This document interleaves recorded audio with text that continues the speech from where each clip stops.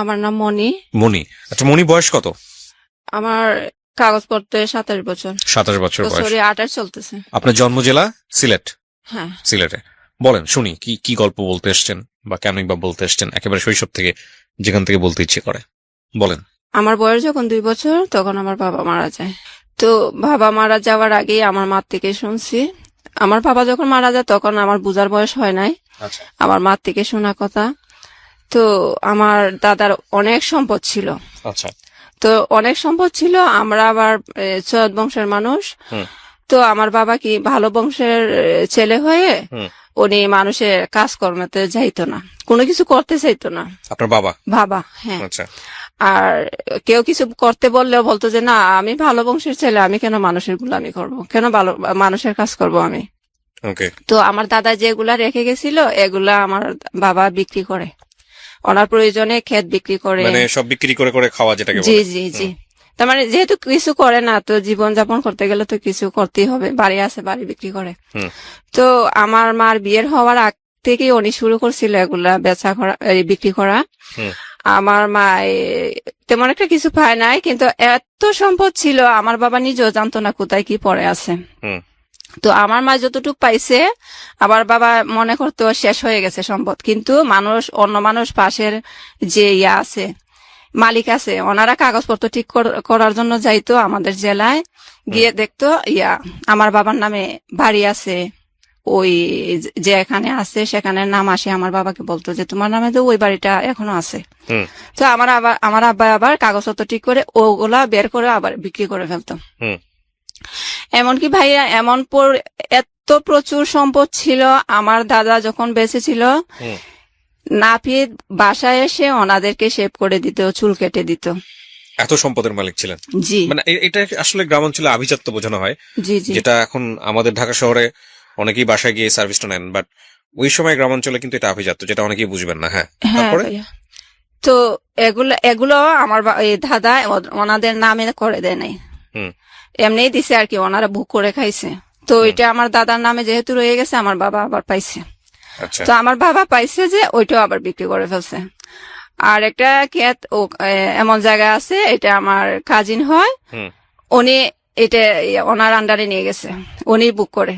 তো আবার আরেক লোক আসি বলতেছে এই ক্ষেত তো তোমার রয়ে গেছে, ওরা দখলে নিয়ে গেছে, তো তুমি এক কাজ করো, ওরা যেহেতু চাষ করে ফেলছে, তুমি এগুলার উপর দিয়ে যে ধান যে ভিতরে থাকে না, এগুলারে কি বলে আমাদের এলাকায় তো চুষা বলে, হুম। তো ওগুলা ছিটাই দাও, তাইলে ধান যখন ইয়া করবো পাকবে তখন আপনি কেটে নিয়ে আসিও, দখল করার জন্য আর কি। তো এগুলো আমার বাবাই নিয়ে আসছে কেটে, এগুলা নিয়ে ঝামেলা হয়েছে, কিন্তু আমার বিচারশালীর যখন বসছে আমার বাবাকে এই ক্ষেতটা দেওয়া হয়। হুম। তো এগুলা বলতে গেলে তো অনেক কথা, আমি এগুলা এখন সমাপ্ত দিচ্ছি আমার বাবার এখান থেকে। হুম। তো আবার কি করছে, অবশিষ্ট বাকি যেটুকু ছিল, আমার দাদু আর আমার ফুফু, আমার এক ফুফুই ছিল, আমার বাবা ছিল, ওনাদের ভাই বোন আর কেউ ছিল না, এক ভাই এক বোন ছিল। তো আমার দাদুকে আমার ফুফু ইয়া করলো, মাথা ধুলাই করলো যে ইয়া করো, কত সব বিক্রি করে ফেলতেছে, এক কাজ করো, তুমিও যেটা পাবা তোমার বাগেরটা আর আমার বাগের অংশ যেটা আছে আমরা বিক্রি করে ফেলি, আর আমার যে এক্সট্রা বাড়ি আছে ওইটাতে তোমরা চলে আসো। ওকে। তো আমার পুকুর বাড়িতে আমার বাবা সহ আমার মাকে নিয়ে যায়। তো নিয়ে যাওয়ার পর আমার মাকে উনি ওনার মনের মতনই ইয়া করে, কাজকর্ম করায়। তার মানে আমার বাবা যেহেতু বেকার, বড় বোনে যা বলে তাই করে। ওকে। আমরা এখন বর্তমানে আমার বড় বোনের আমার জন্মের আগেই বিয়ে হয়ে গেছে, সবার বড় যে বোন, আর এখন আমরা আছি 3 ভাই বোন ওকে। আমার মাকে নিয়ে। তো আমার ফুফু যে বাড়িটা ইয়া করছিল, বিক্রি করে আমাদেরকে দিছিল ওনার বাড়িটা। এখন ফুফু মারা যাওয়ার পর ফুফাতো ভাই কি করলো, বাড়িটা ওনার 2 বোন আছে, 2 বোনের নামে দিয়ে দিল, 2 বোনে কি করলো, অন্য মালিকের কাছে বিক্রি করে ফেললো। ওকে। তো বিক্রি করার পর আমাদের নামে কাগজ করে নাই, তো সেজন্য এখন ওনাদের বাড়ি ওনারা বিক্রি করে ফেলছে। এখন আমরা থাকবো কোথায়, আমার আম্মা কান্না করে আমার ফুফাতো ভাইয়ের কাছে গেল যে ইয়া আমরা এখন কোথায় যাব, বাড়িটা তো তোমরা ইয়া করে আনছিলা, আমাদেরকে দিবা বলে আনছিলা, এখন আমরা কোথায় যাব, বলে তোমাদের কোথায় যাবা তোমরা, আমরা এখন যেখানে আছি এখানে চলে আসো, আর তোমার আবার আমার বড় বোন আমাদের কাছে থাকতো, বিয়ে হওয়ার পর শ্বশুর বাড়িতে যায় নাই। স্বামী আচ্ছা। নিয়ে আমাদের এখানে থাকতো, আমরা যে বাড়িতে থাকতাম। ওকে। তো বলতেছে ওরা যেখানে যাওয়ার যাক, ওর তো বাপের বাড়ি আছে, ও যাওয়ার জায়গা আছে, ওরা চলে যাক, তোমরা থাকো, আমাদের বাড়িতে চলে আসো। হুম। তো এগুলো চালাকি আর কি, আমার আম্মা বুঝার বাকি নাই, যেহেতু আমার আম্মার জীবন কাটছে ওনাদের কাজকর্ম করে, উনিও তো চাইবো আমাদেরকে কাজকর্ম করাই রাখতো। হুম। হুম। তো আমার আম্মা কি করে, বলে যে আমার বড় মেয়েকে নিয়ে এতদিন থাকছি, এখন যদি না থাকতে পারি তাহলে ওরা যেখানে যায় আমি সেখানেই যাব। হুম। তো আমার বড় দুলাভাই যেটা, ওইটা আবার ওনার এই বাপের বাড়ির দিক দিয়ে চলে গেছে, চাচাতো ভাই হয়, ওনার বাড়িতে জি। এক্সট্রা বাড়ি ছিল। তো ওখানে থাকে, আমরাও থাকি। ওদের ঘরের সাথে আমার আম্মা নিচু করে একটু বাড়াইছে আমরা থাকার জন্য। হুম। ঘরের সাথে আর কি এক্সট্রা একটু বাড়াইছে, জায়গা করছে আমরা থাকতে পারি মতো। হুম। তো থাকার পর খানে গেছে, কত বছর গেছে আমি শিওর না। তারপর আমার বড় আপুর পাশের আরেকটা আছে, ফ্যামিলি মেম্বার আছে, হুম। ওনারা দুই ভাই বিদেশে থাকতো। তো বড় ভাই রয়ে গেছে বিদেশে, আর উনি ধরা পড়ে চলে আসছে বাংলাদেশে। হুম। তো আসি আবার ওই আমার বোন তখন ইয়াতে পড়ে, প্রাইমারি স্কুলে পড়ে। তো প্রাইমারি স্কুলে পড়াকালীন আমার বোনকে আমার পছন্দ হয়েছে বা বিয়ে করবে আমার মার কাছে বলে হুম। উনি। ওকে। তো উনি বলার পর ওনারা আবার ভালোই আছে। আমার বড় দুলাভাই আছে না, ওনারা একটু তার মানে ক্ষমতা যেটাকে বলে আর কি, জোর খাটাইয়ে চলে। আর ওনারা হয়েছে, ওনার বাবা ইয়া ছিল, এই হুজুর ছিল। হুম। তো ওনারা ইয়ার থেকে, আমার বড় দুলাভাই থেকে একটু বেটার আছে। আচ্ছা। তো আমার বড় দুলাভাইকে আমার মা যখন বলে, আমার বড় দুলাভাই তো একদম পায়ার হয়ে গেছে, কি আমার হুকুম ছাড়া তুমি রাজি হয়ে গেছে এখানে বিয়ে দিবা, কখনো হবে না। হুম। আমার বড় দুলাভাই বলতেছে ওনার ইচ্ছে, ওনার ছোট একটা ভাই ছিল বিয়ের বাকি। তো Okay. আমার বোন যেটা মেজুটা, আমার বড় যেটা ওইটাকে ওনার ছোট ভাইকে দিয়ে বিয়ে করাবে, ওনার উদ্দেশ্য ছিল এটা। আর ভাইয়া আমার বড় দুলাভাইটাই এমন অবস্থা আমাদেরকে রাখতো, তার মানে উনি যেটা বলবে সেটাই হবে। এখন আমার মা এটা মানে না। তো আমার মা কি করছে, এখানে থেকে তো পারবে না, যেহেতু ওনার দায়িত্বে আমরা আছি, ওনার বাড়িতে, ওনার ইয়াতে। হুম। এখন আমার মা কি করলো, এই আমাদের আত্মীয় বাড়িতে চলে গেল, আবার আচ্ছা। অন্য আরেকটা আত্মীয়র বাড়িতে চলে গেছে। হঠাৎ গিয়ে বলতেছে চলে আসছি গো তোমার ছেলের বাড়িতে। তা উনি, আমার ভাবিটা হেসে হেসে বলতেছে, বলে চলে আসছো তো ভালোই হয়েছে, থাকো। তো ওনাদের একটা বাংলা ঘর যেটাকে বলে, ওখানে আমরা থাকি। থাকার পর কিছুদিন পর আমার আম্মু কি করে, ওই যে লোক বলছিল আমার বোনকে বিয়ে করবে, হুম। ওনাকে সহ, ওনার বন্ধুও ছিল, ওনাকে সহ নিয়ে গেছে ওই কিশোরগঞ্জ, আমাদের আত্মীয় আছে। ওকে। তো আমাদের ওখানে ভাবছে ওনারা তো অনেক কিছু জানে, ওনারা শিক্ষিত, এরপরে রাজনীতিবিদ। তো ভাবছে ওখানে গেলে ওকে ভালোভাবে বিয়ে দিতে পারবো, যেহেতু আমার দুলাভাই এখানে মানতেছে না। হুম। ওখানে আমার বোনকে নিয়ে, আমার বোনকে ওনার সাথে আমার বোনকে বিয়ে দিয়ে দেয়। ওকে। তো আমার মাই তো গার্জিয়ানটা আছে, তাই না? তো আমার বড় দুলাভাই কোথা থেকে খবর শুনছে, শুনে ওনার একটা বন্ধু, ডাকাত বন্ধু একটা সাথে নিয়ে আমার ইয়া গেছে, বলে যে ওনাদেরকে, আমাদের রিলেটিভ যারা আছে ওনাদেরকে বলতেছে ওকে শুদ্ধ আমার মার কথা বলতেছে, ওরা দুইজনকে, ছেলে এবং ওই আমার মাকে বের করে দেওয়ার জন্য ওদের বাড়ি থেকে, ওনাদের বাড়ি থেকে। ওনারা বলে কেন, আমাদের বাড়ি চিনে আসছে, তোমার কথা আমরা ওনাদেরকে বের করে দিব কেন? দেয় নাই। উনি রেগে এসে ওনার ওই যে পাত্র আর কি বিয়ে করতে গেছে আমার বোনকে, ওনার সিমেন্টের পালা বানাইছিল ঘর বানানোর জন্য, এগুলা নিয়ে গেছে রাতের বেলা নিয়ে গেছে। আর আমার আম্মা, আমরা যখন ওই যেখানে ছিলাম, ওনাদের ঘর থেকে আমাদের যা ছিল, আমাদের চাল, তারপরে হলুদ, মায় মশলা, খেতা বালির যা ছিল আর কি, সব তার মানে লুট যেটাকে বলে এরকম করে নিয়ে গেছে, চিনিয়ে নিয়ে গেছে সবকিছু। আমার মা তো ভাবছে না এত কিছু যে হবে, আসি দেখে সব শূন্য করে ফেলছে। আর আমাদের দূরের আত্মীয় স্বজন যারা ছিল ওদেরকে পটিয়ে বুলবাল কি বলে এমন অবস্থা করছে, লাগে যে আমার আম্মা একদম নিকৃষ্ট একটা কাজ করে ফেলছে। তো এগুলা করে, আচ্ছা আমার আম্মু কি করলো, কোন রকম এখানে একবার ওইখানে একবার, যেহেতু আমাদের একটা বাড়ি নাই, আমার দুলাবাড়ির কথা শুনে মানুষও অন্যরকম হয়ে গেছে। তো আমার মা একবার যাদের এখানে ভালো লাগে ওরা আমাদের হয়ে একটু কথা বলবে, ওদের এখানে গিয়ে থাকে 1 মাস আমাদেরকে নিয়ে আর কি। 1 মাস আমাদের খাবারই খায়, কিন্তু ওনাদের ঘরে থাকার জন্য, যেহেতু আমাদের আশ্রয়ের জায়গা নাই, এভাবে থাকতো। থাকি তো কিছুদিন পর আবার ওনারা যখন ভেজাল করতেছে, আমার বোনও আবার আমার পাল্টে গেছে। যাকে বিয়ে দিছে ও পাল্টে গেছে, দুলাভাইয়ের পক্ষে চলে গেছে। বলে যে আমিও ওর সংসার করবো না, ওই বিয়ে আমিও মানি না। তো কি করছে, ওরা জোর করে ডিভোর্স নিয়ে নেয় আচ্ছা আমার বোন আর ওই ছেলের থেকে। আমার দুলাভাই তো একদম ক্ষমতাবান, হুম গায়ের জুড়ে কিভাবে কিভাবে থাকতো আমি এতটা জানি না। তো এটা জানি ওনারা ডিভোর্স নিয়ে নেয়, এই আর টিপসই নিয়ে নেয়। হুম তো আছে পরে দিয়ে কি করলো, কিছুদিন পর শুনে ওই যে যিনি বিয়ে করছিল উনি আমার বোনকে, উনি আবার কি করছে, এই টিপসই যখন নিয়ে নিছে উনি অন্য জায়গায় বিয়ে করতেছে। তো আমার মা কি করছে, আমার মার হাতে কাবিন নামা ছিল আমার বোনের জি মেজুটার। তো ওই কাবিন নামা উঠাই আনি মানুষ বলতেছে, যেখানে প্রস্তাব দিছে ওখানে নিয়ে গেছে যে দেখো আমার মেয়েকে ও বিয়ে করছে, তোমরা বিয়ে দিও না। এটা জাস্ট ওনারা জানার জন্য বলছে আর কি। পরে দিয়ে আমার বোন কি করলো, মেজুটা আর আমার ভাইটা ওকে আমার দুলাভাই খাটায়, ওনার গরু টরু রাখাল করে আর কি।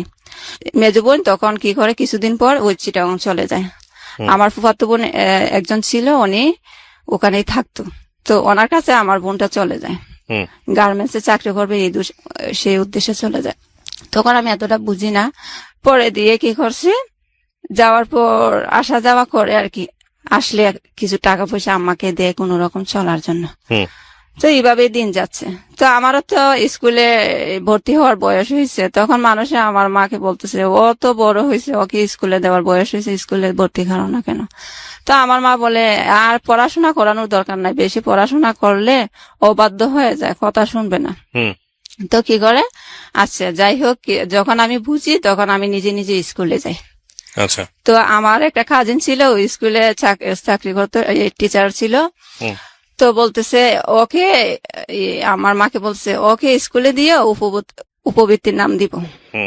তো আমার মা উপবৃত্তির কথা শুনে আসি বলতেছে ইয়া কর, ও বলছে স্কুলে যাওয়ার জন্য, আমার কাজিনের কথা বলতেছে। তো ওনার কথা মতো স্কুলে আসা যাওয়া করি, পড়াশোনা করি। বয়স কত তখন? আপনার কোন ক্লাসে পড়ছেন? ক্লাস 2 তে ভর্তি হই, ক্লাস 1 পড়ি নাই আমি, তখন বয়স 6 ছিল। তো পড়াশোনা করতেছি, 2 থেকে পরীক্ষা দিয়ে যখন 3 তে উঠি, তখন আবার 3 ফাইনাল পরীক্ষা দেওয়ার পর আমার টিচার বললো যে তুমি তো পড়াশোনা ভালোই পারো, তোমার ক্লাস 4 পড়ার দরকার নাই, তোমাকে 5 দিয়ে দিই, তুমি ইয়া করবা, ওই বৃত্তি দিবা, তো বৃত্তি পাইলে তুমি টাকা পয়সাও পাবা, এরকম বলতেছে। তো আমি কান্না করি, না স্যার, সবাই আমার সাথে যারা ওরা 4 ক্লাস পড়বে আর আমি পড়বো না কেন? তো বলতেছে তোমারও ভালো হবে, তোমাকে প্রয়োজনে 2 বছর 5 রাখবো, তবুও তুমি ইয়া করো, স্কিপ করো, 4 আর দরকার নাই। তো আচ্ছা, ওনাদের যেরকম কথা সেরকম হয়, ওনারা আমাকে 5 বই দেয়, আমি 5 পর্যন্ত পড়ি ওই স্কুল থেকে। বৃত্তি পাই নাই, বৃত্তির নাম দিয়েছিল, পরীক্ষা দিয়ে আসছিলাম। পরে এভাবে চলতেছিল। তো আমার আম্মাকে বলি, আম্মা আমার না ভালো লাগে পড়তে, আমি আমাকে হাই স্কুলে ভর্তি করাবা?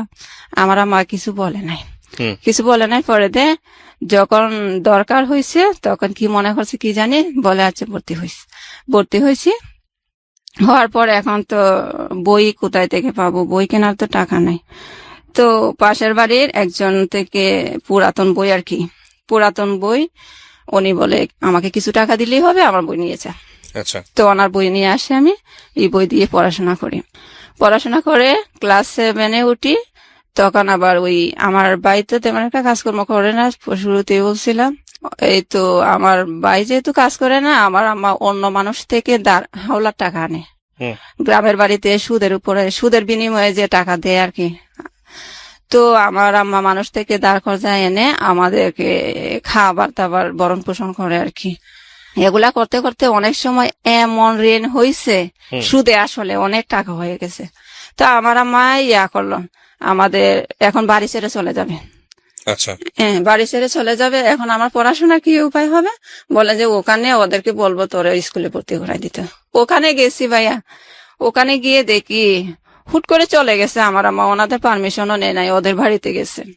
তো ওনারা এতটা রাজি না, আমরা 22 আমরা 3জন মানুষকে কে রাখবে দায়িত্ব নিয়ে?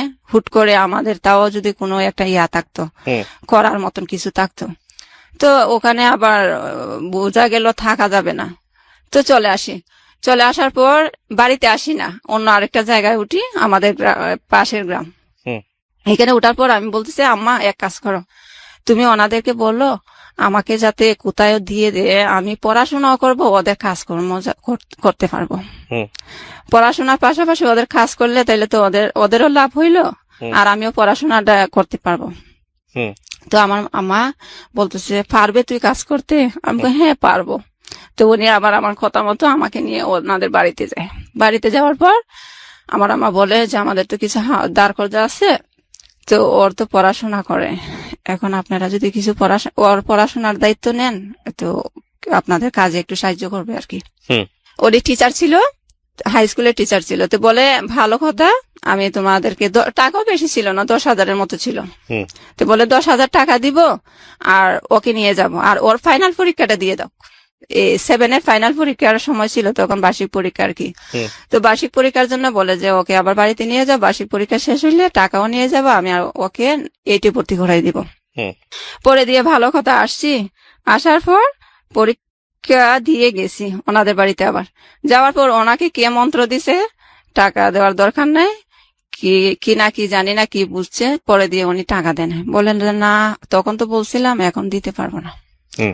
তো টাকা যেহেতু দেয় না, তো এখন আর কি করব।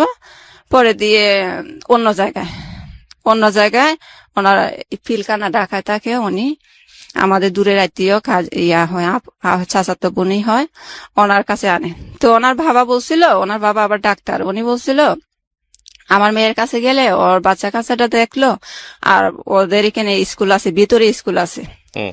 পিলখানা ভিতরে স্কুল আছে, ওকে ভর্তি করাই দিলে ও পড়াশোনা করলো, যেহেতু আমরা নিজের মানুষ, গরিব হয়েছে তো কি হয়েছে। তো ওখানে আমাকে পাঠাই দেওয়ার পর ভাইয়া উনি তো ওনার মতো বলছে, আসলে ওনার মেয়েটা অন্যরকম। উনি শুধু আমাকে কাজ পারি আর না পারি এই একটার পর আরেকটা কাজ দিয়ে রাখে, পড়াশোনার কোনো খবর নাই। হুম। এরকম করতে করতে কোন ক্লাসে পড়তেন তখন আপনি? বয়স কিরকম ছিল? ক্লাস 7-এর পরীক্ষা দিয়ে আসছে। মানে আপনাকে বেসিক্যালি বাসায় নিয়েছে কাজের জন্য? হ্যাঁ, Okay. কিন্তু ওনার বাবা এই কথাটা বলে নাই, ওনার বাবা বলছিল পড়াশোনা করাবে। হ্যাঁ, তো উনি আমাকে পড়াশোনার না মনে নাই, এগুলার কোনো চিন্তা ভাবনা ওনার মাথায় নাই। আমি ওনাকে, তখন আপনাদের পরিবার চলে কিভাবে? মানে আপনাদের পরিবারে টাকা পয়সা দেয় কে? বড় ভাই ছিল ওই সময়টাতে? হ্যাঁ আমার বড় ভাই, আমার কিছু করতো ওই সময়টাতে বড় ভাই? হ্যাঁ আমার দুলাভাইয়ের কথা সেজন্যই আমি বলছিলাম, আমার হ্যাঁ। দুলাভাইয়া হাত করে আমার বাইকেও নিয়ে গেছে। পয়সা করে দিত পরিবার? না দিত না। তাহলে আপনারা কি খেয়ে বাঁচতেন? খাওয়ার জন্য আমার মা দাঁড় কর্জা করছে, এখন দাঁড় কর্জা করার জন্য, সুদ করার জন্য আমি একদিক দিয়ে চলে আসছি, আমার আম্মা একদিক দিয়ে। মানে আপনার মা একদিকে, আপনি একদিকে? একদিকে। এক বোনের তো বিয়ে হয়ে গেছে? হ্যাঁ, আপনি আর হচ্ছে বোন চিটাগং চলে গেছে। আচ্ছা। আর আমি বাসার উদ্দেশ্যে এখানে চলে আসছি, হুম। ওনারা পড়াশোনা করাবে, ওদের কাজে সাহায্য করব। ওকে, তারপর তারপর এখন আমার ওনাদের আবার পড়াশোনা করেন, আপনাকে কাজ করেন? না হ্যাঁ কাজ করায়, কাজও করায় কি ভাই, আমি তো কখনো কাজ করি নাই। একটু ভুল হইলে ধরেন বলছে মাছটা বাজি করতে হবে, তো আমি যদি মাছটা এমনি দিয়ে দিই, উনি আমাকে এমন ভাবে কথা বলে ভাইয়া, শুধু হাত তুলে না, এমন ভাবে উনি কথা বলে, তবুও আমি এগুলো মনে নেই না। তখন ছোট ছিলাম তো মনে কষ্ট লাগে না, হ্যাঁ একটু খারাপ লাগতো, বুঝতাম উনি আমাকে বকতেছে, কিন্তু এতটা সিরিয়াসলি ভাবি নাই যে উনি আমাকে আঘাত দিয়ে কথা বলছে, বা উনি যেটা বলে আনছে সেটা করে না আর উল্টো আমাকে টর্চার করতেছে, সেটা মনে করি নাই। হুম। তো আমার আম্মা আবার ওনাদের রিলেটিভ আসছিল ওনার বাসায়, এসে দেখছে, আর উনিও মনে হয় বলছে আমি কাজকর্ম এতটা পারি না। তো আপনাকে পড়াশোনা করাইতো না, আপনাকে বেসিক্যালি কাজ জি করাইতো? ভাইয়া, তো ওনার একজন কাজিন আবার আসে, ওনার চাচাতো বোন হয়, যে আপুর কাছে আমি ছিলাম, ওই আপুর চাচাতো বোন বাড়ি থেকে আসে ওনার এখানে বেড়াতে। তো বেড়াতে এসে আমাকেও দেখে যায়, আর ওনাদের এখানে বেড়াইয়া যায়। তো আমার মা আবার বাড়িতে আসছে, ওই যে ঋণের জন্য চলে গেছিল না বাড়িতে, আমার আম্মা আবার আমার খবর নেওয়ার জন্য বাড়িতে যাতে মানুষে না দেখে লুকাইয়া আসছে ওনাদের বাড়িতে। আচ্ছা। আসি বলতেছে, আমার মেয়েকে দেখে আসছো, মনিকে দেখছো? বলছে হ্যাঁ দেখে আসছি। তো কয় স্কুলে ভর্তি করাইছে? আর আমার আম্মার কাছে ভাইয়া আমি বলতাম না, আমার আম্মা ওনার ফোন দিয়ে ভালো মন্দ জিজ্ঞেস করতো, কিন্তু আমি বলতাম না স্কুলে যে ভর্তি করাই নাই। কেন বলতাম না? কারণ আমি কোথায় যাব বাড়িতে গিয়ে, আসলে তো যাওয়ার কোনো জায়গা নেই। জি, সেজন্য আমি বলতাম না। তো উনি বলতেছে কি, ওকে দিয়ে তো কাজ করা, ওকে কাজের জন্য নিয়েছে, স্কুলে কেন ভর্তি করাবে? আমার আম্মা শুনে ভাইয়া সাথে সাথে ওনাদের বাড়িতে গিয়ে স্ট্রোক করে ফেলছে। স্ট্রোক করার পর ডাক্তার দেখা, ওরাই ডাক্তার দেখায়? হ্যাঁ। আচ্ছা। তারপরে ওনারা আবার ফোন দিছে ওদের ফোন থেকে, বলে যে ওর মা তো অসুস্থ হয়ে গেছে, কালকের ভিতরে ওকে পাঠাইতে হবে। হ্যাঁ। বিকাল সন্ধ্যা 8টার সময় ফোন দিয়ে বলতেছে যে ওকে কালকে পাঠাইতে হবে, ওর মা স্ট্রোক করছে। তারপরে আমাকে ওনারা গাড়িতে তুলে দেয়, আমি বাড়িতে যাই। আচ্ছা। যাওয়ার পর গিয়ে দেখি আমার আম্মা অসুস্থ হয় কিন্তু স্বাভাবিক হয়েছে। কিছুদিন পর আমি বলছি, মা এখন তো তুমি স্বাভাবিক হয়েছো, চলে যাই। আবার বলছে কোথায় যাবে? আমি ওখানে, ওরা তো আবার চাইতে বলছে, বলে না না ওখানে আর যাবে না, তোরে আর দিব না ওইখানে, মানে ওখানে দিব না? হ্যাঁ। আচ্ছা। তারপরে কি করছে, আমার আম্মা আমাদের আরেকটা আত্মীয়র বাড়িতে গেছে, এমনি ঘুরতে গেছে আর কি। তো ওনারা আবার বলতেছে ওনাদের বাসায় যে কাজের মেয়েটা ছিল ও নাকি বাড়িতে আসে আর যাবে না বলতেছে। তো আমার আম্মা আমাকে আসি বলতেছে, ওরা তো কাজের মেয়ে খুঁজতেছে, তুই নাও এখানে চলে যাও, ওরা তো নিজের মানুষ আছে। তো আমি বলি না না, আমি নিজের মানুষের কাছে যাব না। মানুষের কাছে গিয়ে বলে হাঁটবে, বলবে যে ও আমার বাসায় কাজ করে, আমার বাসায় কাজ করে। আমি যে মানুষের কাছে থাকলে মানুষে জানবে না আমি কি করতেছি, সেখানে আমি থাকবো। তো আমার আম্মা বলে তুই যদি না যাস আমি চলে যাব। তো আমার আম্মা কিন্তু আবার বাসা বাড়ির কাজ করে নাই, কখনো করে নাই। যা করছে আমার পুকুর সংসারে করছে আর কি, আর এমনিতেই করে নাই। এমনিতে বেড়ানোর মতো আছে আমার আম্মা। আমি যখন ঢাকা চলে আসছি তখন বেড়ানোর মতো নেই, আমাদের রিলেটিভ যারা আছে ওনাদের এখানে ছিল কিশোরগঞ্জ। তো আমার আম্মা বলছে তুই না গেলে আমি চলে যাব। তো উনি যখন বলছে, আমার মা যখন বলছে আমি না গেলে উনি চলে যাবে, তখন আমার গায়ে লাগছে, তখন বলে যে যা চলে যাই। তো আমি ওনার আম্মা যেখানে পাঠাইছি ওখানে চলে গেছি। যাওয়ার পর উনি আমার খাজিন হয়, চাচাতো বোন হয়, উনি আমার আরো ক্লোজ গোষ্ঠী চাচাতো বোন। তো উনি আমাকে অনেক কাজকর্ম করে যে অনেক পছন্দ করে, কারণ এখানে থেকে শিখে ফেলছি। তো ওনার কাজকর্ম করে যে উনি আমাকে অনেক আদর করে, কিন্তু ভাইয়া আদর করে ওনার সাথে আমাকে ঘুমও পাড়ায়। আচ্ছা। কিন্তু ভাইয়া একটা জিনিস কি, আমার কাজ করছে ওনার বোনের মেয়ে, ওনার ভাইয়ের মেয়ে ওনার বাসায় থেকে পড়াশোনা করে, আর আমি কাজ করি। কিন্তু ওদের পড়াশোনা দেখে আমার মনে একটা ইয়া হইলো যে আমি একটু পড়তে চাই। হ্যাঁ। তো এখানে তো সম্ভব না, ওনারা তো নিছি কাজের উদ্দেশ্যে, তো এখানে তো বললেও হবে না। তো আমি কিছুদিন পর 3 মাস থাকি এখানে। 3 মাস থাকার পর 3 মাসে ওনারা আমাকে 900 টাকা দিছিল। 900 টাকা দেওয়ার পর আমি চলে গেছি বাড়িতে বেড়ানোর কথা বলে। তারপরে ওনার ভাই আরেকদিন গিয়ে বলতেছে আয় তুই তো বেড়াইছ 2 দিন, এখন চলে আয়। আমি বলি যে না আমি আর যাব না, আমি স্কুলে ভর্তি হব। এখন স্কুলে ভর্তি হব, কোথায় থাকবো? স্কুল তো আছে কিন্তু কোথায় থাকবো? তো আমার আম্মাকে বললাম, আম্মা আমার আম্মার বাপের বাড়ি যেটা, ওখানে আমার আম্মারও কেউ নাই, আমার আম্মা একাই, আমার আম্মার বাবা মার এক সন্তান। তো আমার আম্মারও আত্মীয় স্বজন কেউ নাই। তো আমার নানার বাড়িতে দূরের আত্মীয় হয়। তো আমি বলছি ওই ভাবিকে বলো না আমি এখানে তাকিয়ে পড়াশোনা করবো, ওনারা একটু জায়গা দিবে কিনা আমাকে থাকার জন্য। তো আমার আম্মা আমার কথা শুনে ওনাকে বলছে ভাবিকে বলার পর বলে আচ্ছা থাকো।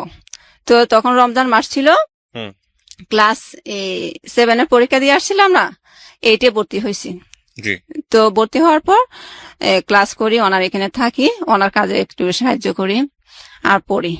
পড়াশোনা করার পর ভাইয়া হঠাৎ করে, আসলে পরের বাড়িতে এগুলো হয় না, আর হঠাৎ করে আমার বোন আসছে বাড়িতে, আসি বলতেছে এক কাজ কর। আর আমার কাছে এই কথাটা স্কিপ করছি, আমার কাছে মানুষ চলে যায় ঋণের জন্য, আপনার কাছে যেত এই ঋণ করার জন্য, চিল্লাচিল্লি করে, এখানে পড়ার জন্য পাগল হয়ে গেছে। গার্মেন্টসে যেতে পারস না, আমাদের ঋণ খেয়ে বসে আছে তোর মা কই, তোর মারা তো পাই না, তোর মারে খবর দে, তোরে বললি তোর মা আসবে, এগুলা বলতো। তো আমি অনেক মনের মধ্যে কষ্ট পাইতাম, পড়তে বসলে পড়তে মন চাইতো না, এগুলা নিয়ে চিন্তা করতাম। স্বাভাবিক। জি।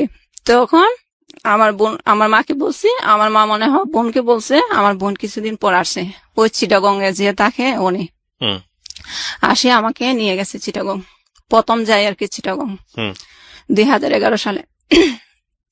2011 সালে যাওয়ার পর তখন আমার 18 বছর হয় নাই। আচ্ছা। আমার 18 বছর হয় না, এখন গার্মেন্টসে তো 18 বছরের কমে নেয় না। তো কি করছে, আবার বাড়িতে আসি আমার জন্ম নিবন্ধনের কার্ড বানাই, বয়স আরো 3 বছর বাড়াইয়া। 3 বছর বাড়ানোর পর ওখানে নিয়ে যায় কাগজপত্র, নিয়ে যাওয়ার পর ওনারা আমাকে ভর্তি করে। ভালো একটা চাকরি পাইছি, বলে আর কি হুম। চেকার, যেটাকে বলে গার্মেন্টস চেকার, চেক করতাম আর কি। ওকে। ওগুলাতে ভালোই কাজ করছি, প্রায় 1 বছরের মতন ওখানে করছি। 1 বছর করার পর আমার মা বলতেছে, আর এই সুযোগে আমার বোন আছে না, ওই বোনে 10,000 টাকা নিয়ে আসি, ঋণ দিয়ে দে। ঋণ দেওয়ার পর তারপর তো এখন ঋণ যেহেতু কমে গেছে, আমার আম্মু বাড়িতে চলে আসছে। তো বাড়িতে চলে আসছে, এখন আমার আম্মা, তার মানে আমার চিন্তা, এখন আমি আর কেন চিটাগাং থাকবো, আমি বাড়িতে চলে আসতাম। মানে ঋণগুলো শোধ হয়ে গেছে? হ্যাঁ হ্যাঁ হ্যাঁ। আচ্ছা। তো আমার আম্মা বলতেছে, এক কাজ কর, তুই বাড়িতে চলে আয়। তো আমি বলি, বাড়িতে গিয়ে কি করবো, আমি তো পড়াশোনা বাদ দিয়ে দিছি, বাড়িতে গিয়ে কি করবো? কোন ক্লাস পর্যন্ত পড়ছেন আপনি তখন? এটা ভর্তি হয়েছিলাম, পরীক্ষা তো আর দিই নাই। পড়তে পারেনি মানে? আপনি আলটিমেটলি হচ্ছে 7 পর্যন্তই বলা চলে? জি জি। তো আমি বলতেছি, এখন গিয়ে কি করবো? বলে যে আবার স্কুলে ভর্তি হইতে পারবে। আমি তোর স্যারকে জিজ্ঞেস করছি, বলছে চলে আসলে তোরে আবার করবে, ভর্তি করাবে। আমি না না, আমি আর পড়বো না। পড়া নিয়ে অনেক হয়েছে, অনেক পেরেশানি করছি, হয় না এগুলো মনে আমার ভাগ্যে নাই, আমি আর যাবো না। কিন্তু মায়ের মন তো বারবার ফোন দিয়ে বলে চলে আয় চলে আয়। আচ্ছা, না পড়লো তুই বাড়িতে চলে আয়, ওখানে দরকার নাই। তো আমি মনে মনে চিন্তা করছি, বাড়িতে চলে যাব, আমার তো এই দিক দিয়ে চাকরির জন্য হইতেছে না। তো আমি শুধু নামাজ পড়ি আর আল্লাহকে বলি, আল্লাহ তুমি একটা ব্যবস্থা করে দাও, আমি যাতে বাড়িতে গিয়ে কোনো কিছু একটা করতে পারি। আল্লাহর কি করে দাও, আমি আল্লাহর কি হুকুম, আমি বাড়িতে আসছি। একটা মেয়ে আমাদের বাড়িতে আসছে বেড়াইতে, ও আমাকে চিনে। ও যখন 8-এ পড়তো, আমি ক্লাস 7-এ পড়তাম। তো আমার বসে বলে, তুই পড়াশোনা বাদ দিয়ে দিস? আমি কই, হ্যাঁ বাদ দিয়ে দিছি। কই, এখন চাইলে তো তুই উন্মুক্ততে ভর্তি হইতে পারস। তো আমি বলি, এটা কোন জায়গায়? তো ওর নাম বলছে, কই এখানে গেলে পারবে। তো ওর কথা মতো আমাকে নিয়ে আমি উন্মুক্ততে ভর্তি হওয়ার উদ্দেশ্যে যাই। ওখানে যাওয়ার পর তো ওনারা বলছে, আচ্ছা ঠিক আছে, উন্মুক্ততে ভর্তি হইতে পারবে। তো তখন কি করে, উন্মুক্ততে ভর্তি হওয়ার জন্য বয়স আর একটু বাড়াইতে হবে, কারণ 8 পাস সার্টিফিকেট দিতে হবে। তো 8 পাস সার্টিফিকেট দিলে, আমি তো 8 পাস করি নাই থেকে বোর্ড থেকে, আর আমার তো বোর্ডের সার্টিফিকেট দেখাইতে গেলে হবে সৃজনশীল হওয়ার পর হয়েছে আমার হিসাবে। তো ওনারা আবার বয়স বাড়াইয়া আমাকে 8 পাস একটা সার্টিফিকেট দিয়ে দেয়। 1994 সাল করে আর কি, আমার বয়স 1994 সাল করে। তারপরে ওখানে ভর্তি হই। আমি ভর্তি হওয়ার পর এসএসসি পাস করি ওখান থেকে। আর এর ফাঁকে দিয়ে উন্মুক্ত তো ভাইয়া এতটা ক্লাস করতে হয় না, তো আমি আবার করতাম, গার্মেন্টসে চলে যেতাম। গিয়ে 3 মাস 4 মাস করে করে আবার বাড়িতে আসতাম। আসি যতদিন বাড়িতে থাকতাম, ক্লাস করতাম, আবার চলে যেতাম। তো এইভাবে আর কি 2 বছর অতিক্রম করি।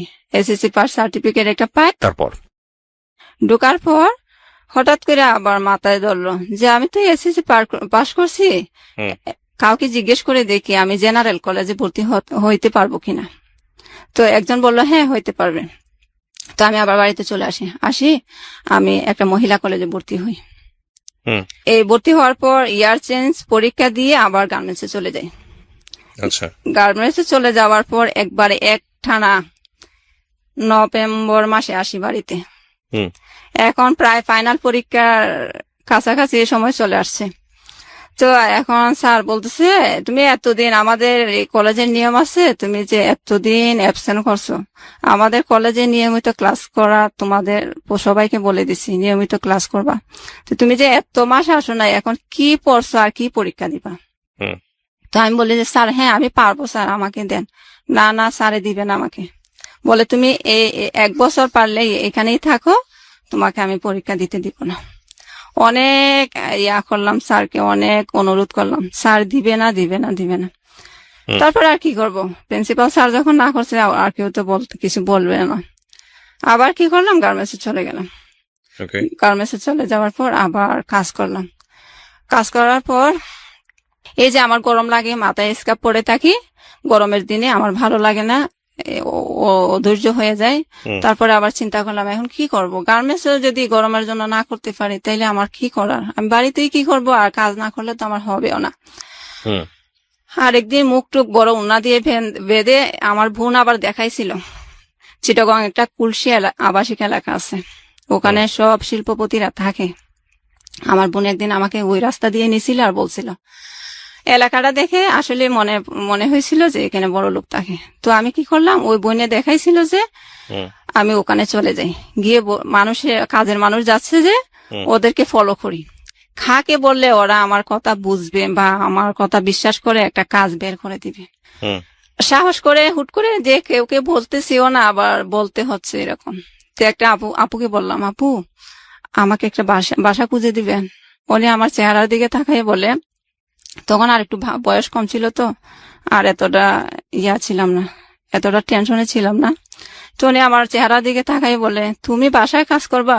আমি কই হ্যাঁ করবো। ও সত্যি বলতেছে বাসায় কাজ করবা? আমি কই হ্যাঁ করবো তো আপু।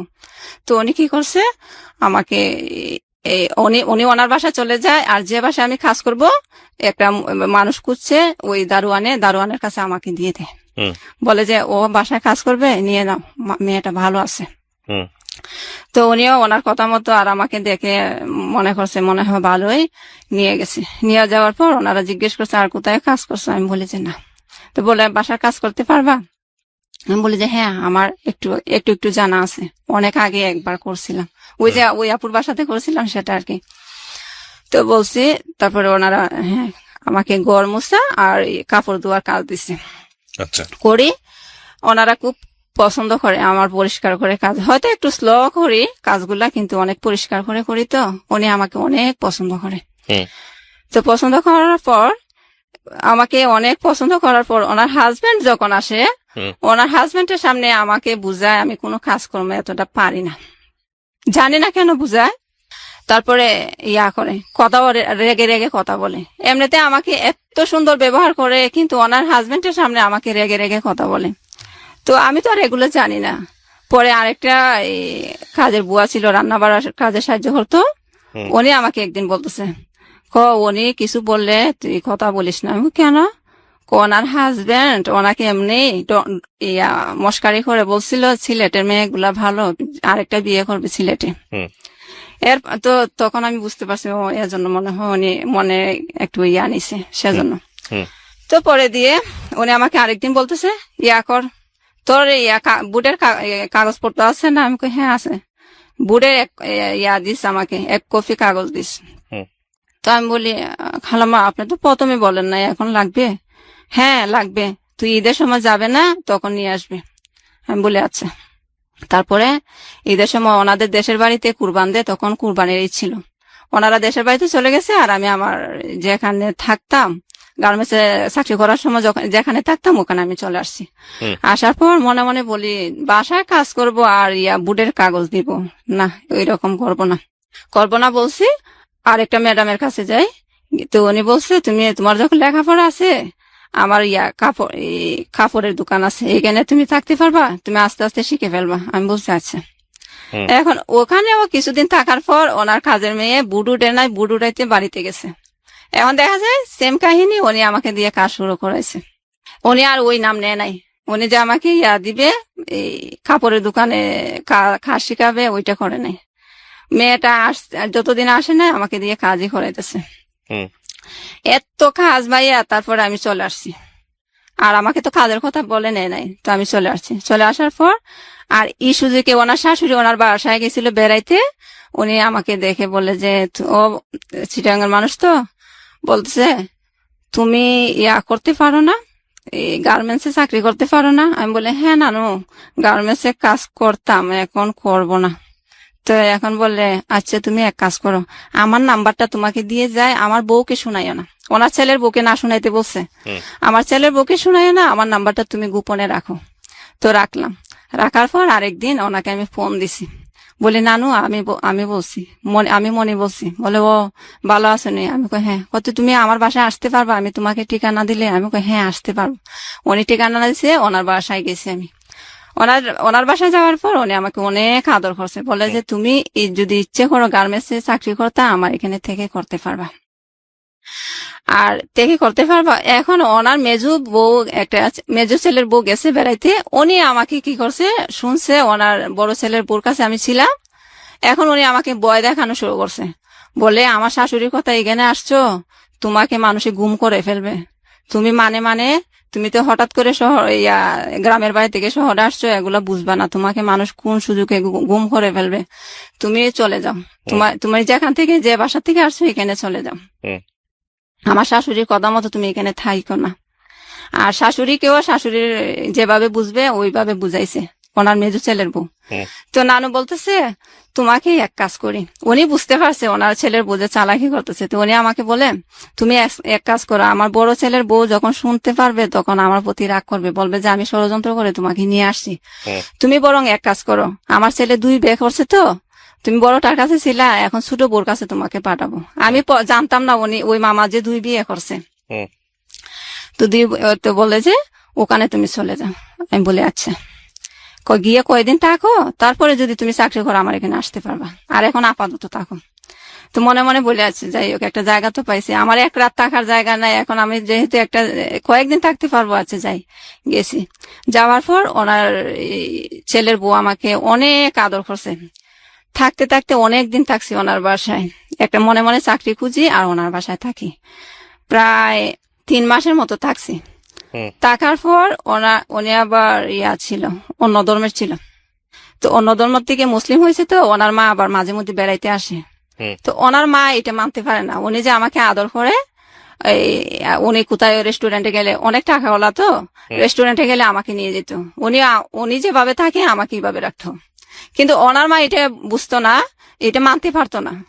ওনার মার উদ্দেশ্য হইলো ও কাজ করে না, আবার আইতিও না, কেন এখানে থাকতে দিছ, কেন থাকবে। আর ওনার কথা হয়েছে আমার বাসায় তো এমনও কত মানুষে খায়, আমি 3 জন কাজের মানুষ রাখছি, ও একজনে খেলে কি, উনি আমাকে এজন্য রাখে।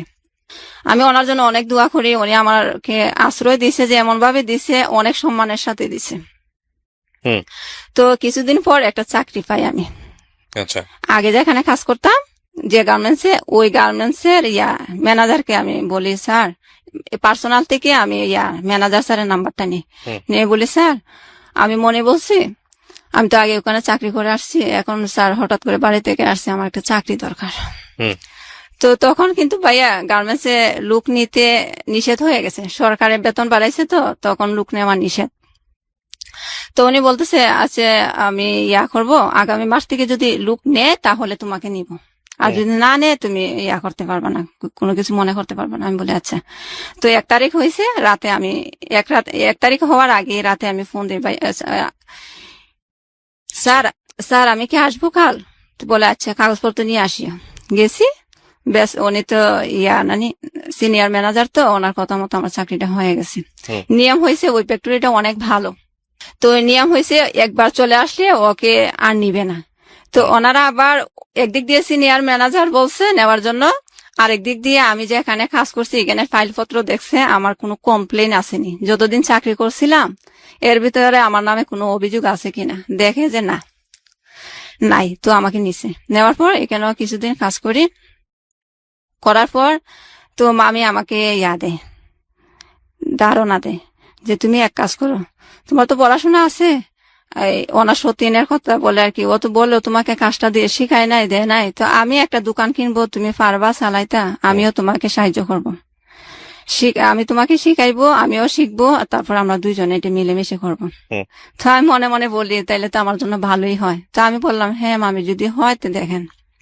তো এগুলা করলো, তখন আমার মাথায় ওনার কথা শুনে একটা ধারণা চলে আসলো যে আমি ওনাকে আবার কথাটা বললাম যে মামি আমি যদি টেইলার্স এর কাজ শিখে করি, আপনার কাপড়ের দোকানও দেখলাম, আবার আমি টেইলার্স এর কাজ জানি, নিজে সেলাই করলাম, ডিজাইন করে এগুলা বিক্রি করলে তো আরো ভালো হবে। তো উনি বললে হ্যাঁ করতে পারো। তো ওনার এখানে থেকে চাকরি প্রায় 1 বছরের মতো করছি ভাইয়া। ওনার এখানে এতদিন থাকি নাই, আমি আলাদা বাসা নিছি পরে দিয়ে চাকরি পাওয়ার পর আমি কথাটা ভুলে গেছি। চাকরি পাওয়ার পর ওনার এখান থেকে চলে গেছিলাম, কারণ চাকরি ছিল না দেখে ওনার কাছে ছিলাম, কিন্তু ওনারা বড় লোক মানুষ, এটা সম্ভব না আসা যাওয়া করা প্রতিদিন। আমার বিবেকে বাধা দিছে, উনি বলে নাই যেতে, আমি নিজে থেকে অন্য জায়গায় বাসা নিয়ে চলে গেছি। চলে যাওয়ার পর প্রায় 1 বছরের মতো করছি। আর এর ভিতরে আমার আম্মা ফোন দিয়ে বলে করছে, আমি না আমার ভাইকে তখন আমার ভাইয়ের বিয়ের কথাটা তো বলি না, আমার ভাই আবার বিয়ে করছে এই সুযোগে, এর আগেই বিয়ে করছে। তো বিয়ে করার কিছুদিন পরে আমি চলে যাই আর কি চিটাগং, আগের কথাটা পিছনে বলতেছে আবার। তো আমার ভাই বিয়ে করার পর আমি তখন বাড়িতে ছিলাম না, আমার ভাই হঠাৎ করে ফোন দিয়ে বলে আমার তো বিয়ে ঠিক হয়েছে, তুই বাড়িতে চলে আস।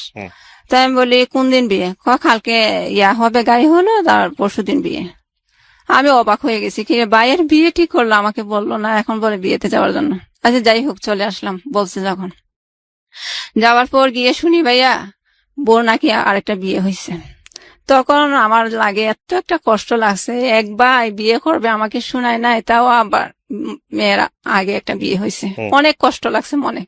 তা আমি আবার আমার মাকে কেউ না শুনে মতো বলতেছি, মা বিয়ে করাইতেছো, মানুষে খুঁজে এক মার এক ছেলের কাছে বিয়ে দিবে, মানুষে অনেক খুশি হয়, খালি ঘর, এক মার এক ছেলে, কোনো ঝামেলা নাই। তো তুমি ঝামেলা নাই তোমার ছেলের, জানো তুমি বিয়ে করাবো কেন, বিয়ে করাবা? তো বলে আমার বড় দুলাভাই আছে না, উনি পছন্দ করছে। তো পছন্দ করছে, উনি আবার গাঁজা খায়। তো ওনার যে মেয়ে পছন্দ করছে ওনার ভাইও গাঁজা খায়। তো দুইজন গাঁজা খাওয়াতে বসছে, ওরা বিয়েটি করে ফেলছে। এখন কি করছে, এখন আমার আম্মাও আমার দুলাভাই যেটা বলছে সেটাই করছে। আচ্ছা বিয়ে করেছে, বিয়ে করার 2-3 মাস পর আবার আমি চিটাগং চলে যাই। চিটাগং চলে যাই, ওই চাকরিটার কথা বললাম যে চাকরিটা পাইছি, তো আমি তো আলাদা বাসা নিয়ে থাকি। তা আমার আম্মার প্রতি তখন এতটা টান হয় নাই আমার, কারণ ভাইয়ের সাথে থাকবে, ভাই একটু দেখাশোনা করতেছে। তো আমার আম্মা যখন আমাকে ফোন দেয় ভালো মন্দ জিজ্ঞেস করি, আর এই সুযোগে আবার আমার আম্মা ওইখানে চলে যায়।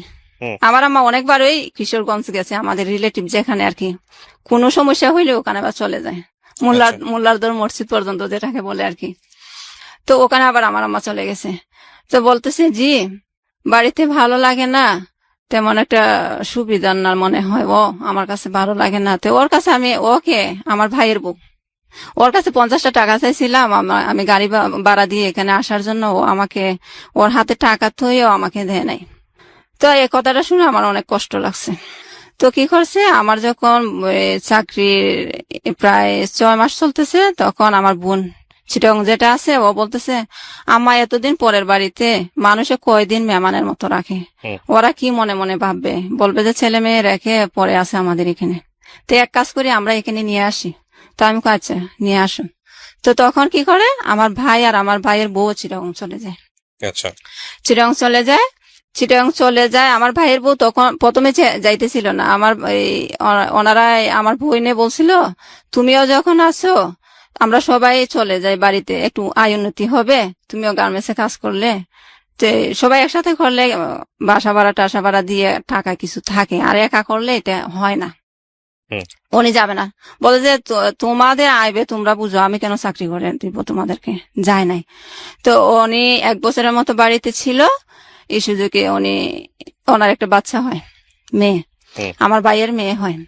তো ভাইয়ের মেয়ে হওয়ার পর ওই আমার আম্মুকে যখন নিয়ে গেলাম চিটাগং, তো 15 দিন হয়েছে আমার ভাইয়ের মেয়ের, ওরা আবার করতেছে, বারবার ফোন দিচ্ছে আমার বোনকে, মেজু বোনকে, বলতেছে আমাদের এখানে তো জায়গা নাই, ওনার বাপের বাড়িতে গেছে। আমার আম্মা যেহেতু বাড়িতে নাই, কে দেখাশোনা করবে, ওনার বাপের বাড়িতে গেছিল, বলে যে আমরা তো এতদিন রাখতে পারবো না, আমাদের ঘরে জায়গা নাই, তোমাদের ভাইয়ের বউ আর তোমাদের ভাইয়ের মেয়েকে তোমরা নিয়ে যাও, যেখানে তোমরা থাকো ওখানে ওদেরকে নিয়ে যাও।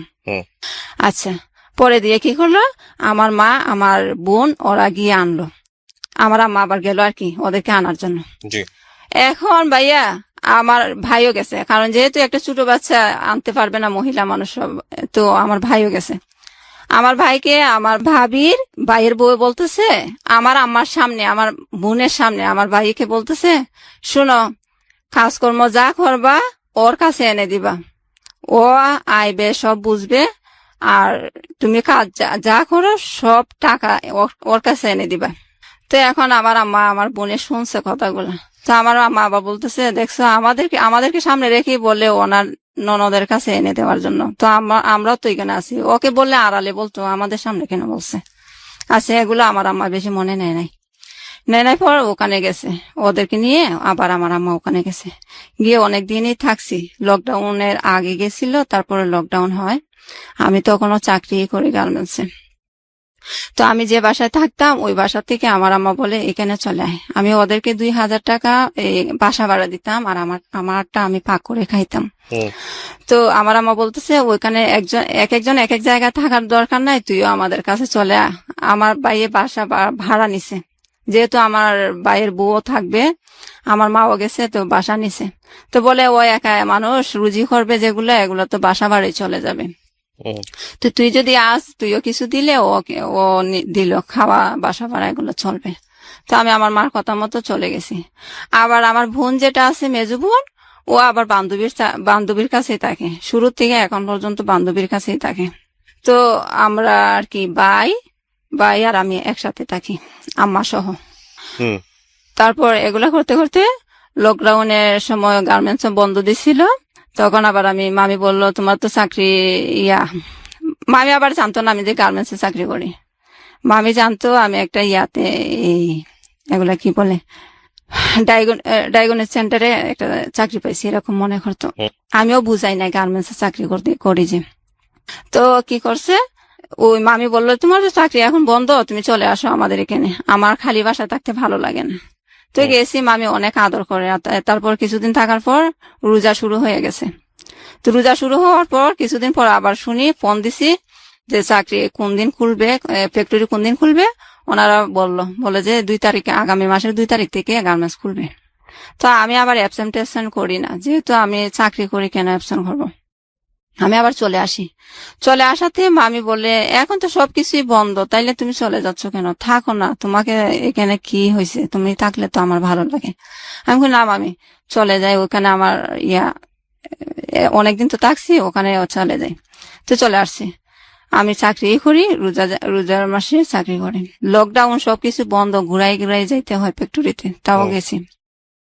যাওয়ার পর এভাবে চাকরি করে হঠাৎ করে দেখি ভাইয়া, আমার আম্মা ওই বাসায় বন্দি অবস্থায় থাকতে থাকতে একদম ওনার শরীর দুর্বল হয়ে গেছে, চলাফেরা করতে কষ্ট হয়, সিঁড়ি বাইয়ে উঠে যে উনি একদম নিঃশ্বাস ফেলতে পারে না। তো ওনাকে আবার আমি অ্যাবসেন্ট করে ডাক্তারের কাছে নিয়ে যাই, চিটাং মেডিকেল নেওয়ার পর আমার মাকে এক জায়গায় দাঁড় করাইলাম, উনি সিরিয়ালে দাঁড়াইতে পারবে না আমার মা। তো আমি বললাম, আম্মা তুমি করো, চেয়ারে বসে থাকো, আমি সিরিয়ালে দাঁড়াই, তোমার সিরিয়াল যখন আসবে তখন তুমি দাঁড়াবা। তো আমার মাকে চেয়ারে বসাই রাখছি। হঠাৎ করে একজন ইশারা করতেছে, আমি পিছনে তাকাইতাম, পিছনে তাকাই দেখি আমার মা একদম বমি টমি করে শেষ, নিচে পড়ে গেছে। তারপরে আবার চলে গেলাম, গিয়ে আমার আম্মাকে নিলাম, হসপিটাল থেকে বের হইলাম। হওয়ার পর পানি দৌড়াইয়া গিয়ে আবার এই দোকান থেকে পানি কিনে আনলাম, আইনে ওনাকে পরিষ্কার করে পানি খাওয়াইলাম। মাস্ক টাস্ক একদম ভরাই ফেলছে। তারপর আমার মাস্কটা ওনার মুখে দেই, আর আমি আবার আমার উন্না দিয়ে মুখ করে ফেলি। তারপরে আবার ডাক্তার, আমি কই, আম্মা এখন না আমার বাসায় নিয়ে চল, আমি ডাক্তার দেখাবো না। আমি বলতেছি, তুমি তো এখন তোমার সিরিয়াল চলে আসছে, কষ্টটা যখন করছো একটু কাজে লাগুক। এখন জোর করে নিয়ে গেলাম ডাক্তারের কাছে। তো উনি আবার পরীক্ষা দেয় ডাক্তারে। তো আবার বাড়িতে চলে আসছি, যেহেতু আমার খারাপ লাগতেছে, পরীক্ষা ওই দিন করি নাই, বাসায় চলে আসছি। এরপর আম্মা বলে, না আমি আর জীবনও ডাক্তারের কাছে যাব না, আমি মরে গেলেও ডাক্তারের কাছে যাব না। এরপরে এখন ভাইয়া ডাক্তারের কাছে তো যাই না, আমার ভাই আছে, বোন আছে, ওরাও ডাক্তারের কাছে আমাকে কোনোদিন বলে নাই নিয়ে যাবে। আমি চাকরি করে সময় পাই না, অ্যাবসেন্ট করে নিয়ে গেছি। ওনারা ইচ্ছে করলে কিন্তু প্রতিদিনই নিয়ে যেতে পারতাম, কারণ ভাইয়ে ছুটা কাজ করে, উনি কিন্তু গার্মেন্টস এর কাজ করে না, রাজমিস্ত্রি কাজ। আর বোনে চাকরি করে না, এমনি মনে চাইটা একবার করে, তারপর ভালো লাগে না, চাকরি ছেড়ে দেয়।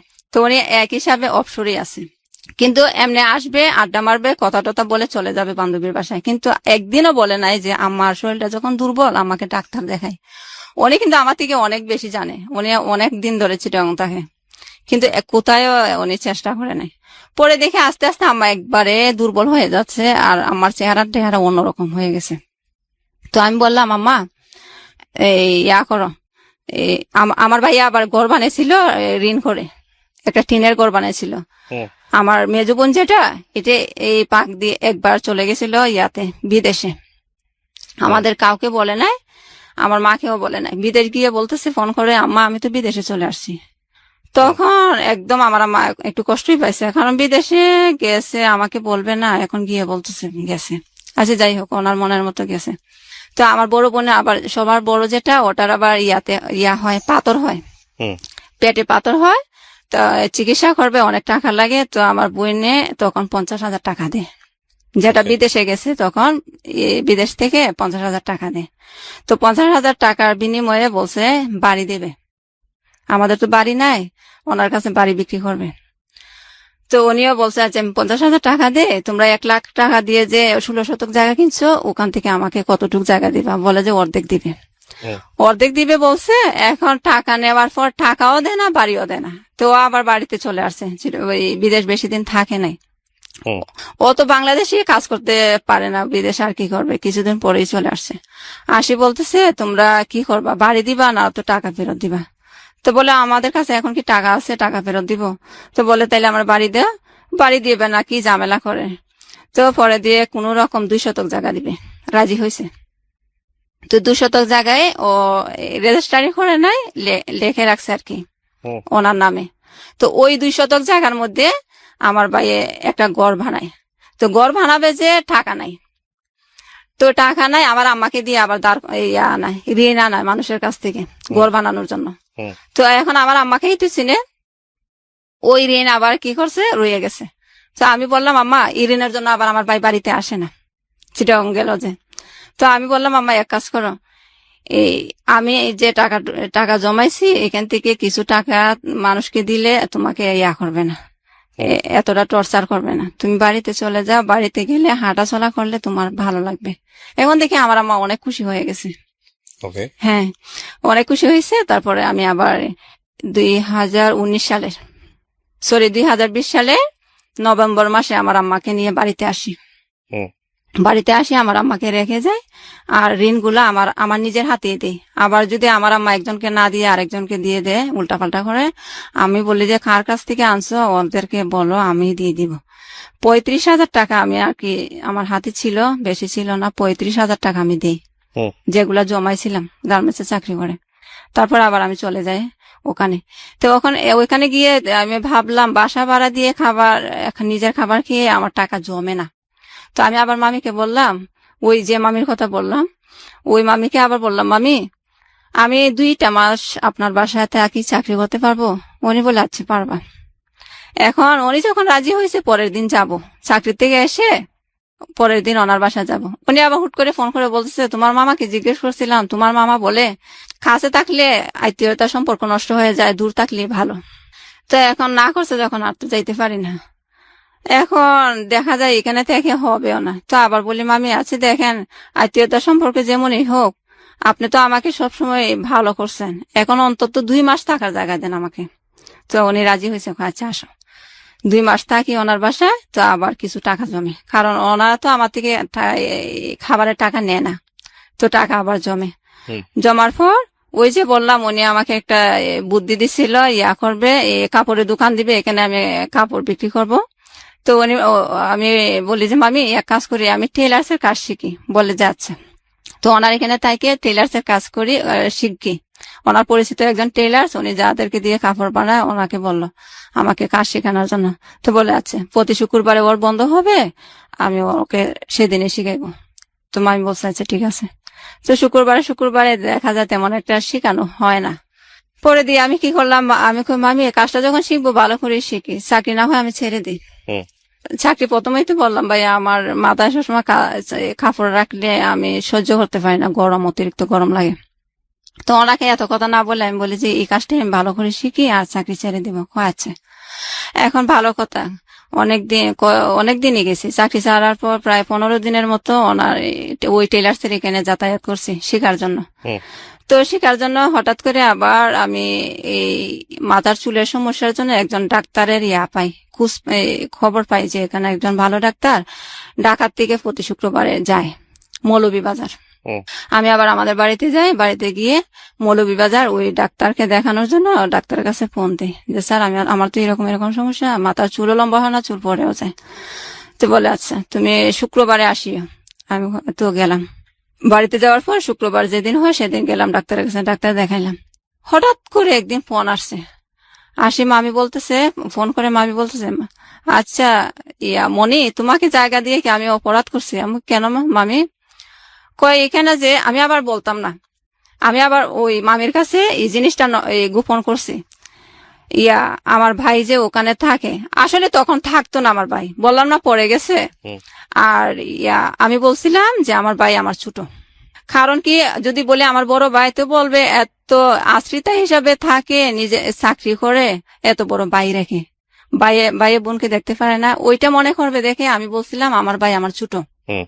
এখন কি করছে আমার বোনের কাছে, উনি একদিন ওনার ফোন দিয়ে কথা বলছিলাম আমার বোনের কাছে, ওনার কাছে নাম্বারটা রয়েছে তো, আমার বোনের কাছে ফোন দিছে, দিয়ে উনি বলে আমার বোনে ফোন দিয়ে ওনাকে বলছে, আর আমার বোনে বলে উনি ফোন দিয়ে বলছে। আমি আসার পরপরই বিলি ফোন দিছি, দিয়ে বলে আচ্ছা মনি কোথায় এখন আছে, আমার বোনকে বলে। তো আমার বোন তো ইচ্ছা করলে বলতে পারতো যে আপনার বাসায় থাকে, ও আপনাকে বলে যায় না কোথায় গেছে। এটা না বলে বলে কেন, আমি তো শুনছি ও বাড়িতে গেছে, আপনি জানেন না? কয়, হ্যাঁ আমিও জানি বাড়িতে গেছে। তাইলে আপনি আমাকে জিজ্ঞেস করতেছেন কেন? না জিজ্ঞেস করতেছি আসলে কি গেছে নাকি, তা ও তো ও তোমার কি হয়, আমার বোনকে বলতেছে। তো আমার বোন বলে আমার বোন হয়। তোমার বোন হয়, ও তো বলছে তোমরা কেউ এখানে থাকো না। আসলে ভাইয়া আমি প্রেস্টিজ ঠিক রাখার জন্য বলছিলাম না, কারণ বলছিলাম আমার 2 বোনের বিয়ে হয়েছে, ওরা স্বামীর সংসারে আছে, আর ভাই আমার ছোট। কারণ যাতে কোনো না হয়, মানুষের ভিতরে যাতে কোনো সন্দেহ না লাগে যে বোন হইয়া বোনকে দেখে না, ভাই হইয়া ভাই বোনের দায়িত্ব নেয় না, এগুলা যাতে মানুষে মনে না করে, সেজন্য আমি বলছিলাম আমার ভাই ছোট আমার থেকে। তো এগুলা যখন আমার মামি শুনছে, আমার ভাইও ওখানে থাকে, আমার বোনও ওখানে থাকে, ভাই বিয়ে করছে, ভাইয়ের একটা মেয়ে আছে, এগুলা শুনে মামিও কি জানি হুট করে এত বিশ্বাস করলো, এত সম্মান করলো, হুট করে মামিও উল্টে গেল, পাল্টে কেমন জানি রং পাল্টে ফেললো। এখন আমাকে বলতেছে তোমাকে কি অপরাধ করলাম, তুমি আমার কাছে বলো নাই, তোমার কাছে তো আমি সব কিছু বলছি, আমার শ্বশুর শাশুড়ি আমাকে কি করে না করে, তুমি কেন বলো নাই, তুমি কেন গোপন রাখছো? আমি বলি যে মামি এটা আমি গোপন রাখছি, আমি চাইছিলাম না এগুলা বলার জন্য। তো এখন যখন জেনেই ফেলছেন, এটা তো বেশি অপরাধ করি না আমার মনে হয়। আচ্ছা এখন কি করব? এখন কি করবা? আমাকে অনেকে অনেক কথা বলে যে মেয়েরা বিশ্বাস করে দিছো, যদি চুরি করে কিছু নিয়ে যায়। অনেকে অনেক কথা আমাকে বলছে, বাবা তোমাকে তো আমি অনেক বিশ্বাস করছি, আসলেই তো মানুষের কথাই ঠিক, বিশ্বাস করাটাই তো আমার পাপ, এরকম বলতেছে। তো উনি যখন এরকম বলছে, ওনার এখানে তার যাইতে পারি না আমি, তো আমি বাড়িতে থেকে যাই। থেকে যাওয়ার পর এখন কি করব, আবার চিটাগাং নতুন করে যাই, গিয়ে আবার করি, বাসায় আবার চাকরি নিই। চাকরি নেওয়ার পর কিছুদিন করলাম, আমার আম্মা আবার অসুস্থ। কত সালের গল্প এটা, আপনি যেখানে আছেন? এখন যেখানে আছি এটা 2021 সালের জানুয়ারির মাসে। মানে এই তো কয়েক মাস আগের গল্প। এই সময়ের মধ্যে আপনার কি বিয়ে দেওয়ার চেষ্টা হয়েছে পরিবার থেকে? না ভাইয়া, কখনো একবারও চেষ্টা করেনি? কোনো সম্বন্ধ আসেনি? জি না, সম্বন্ধ আসে না ভাইয়া। আমার মাথার চুলের সমস্যা দেয়, আমাদের গ্রামের সবাই জানে। আর আপনার এই যে বাবা মারা যাওয়ার পরে ঋণগ্রস্ত, বা আপনাদের আসলে পায়ের নিচে মাটি বলতে কিছু নেই, অর্থনৈতিক সমস্যা, এই বিষয়গুলো কি সবাই জানে? হ্যাঁ সবাই জানে। এই জন্যই কোনো প্রস্তাব আসে না? হ্যাঁ সম্ভবত এর জন্যই আসে না, কিন্তু ভাইয়া গরিব ঘরের মেয়েদেরও তো বিয়ে হয়। এখন আমার সম্ভবত আমার যেটা মাথায় কাজ করে আর কি, আমার চুলের সমস্যার জন্য হয়তো বা কেউ আসে না।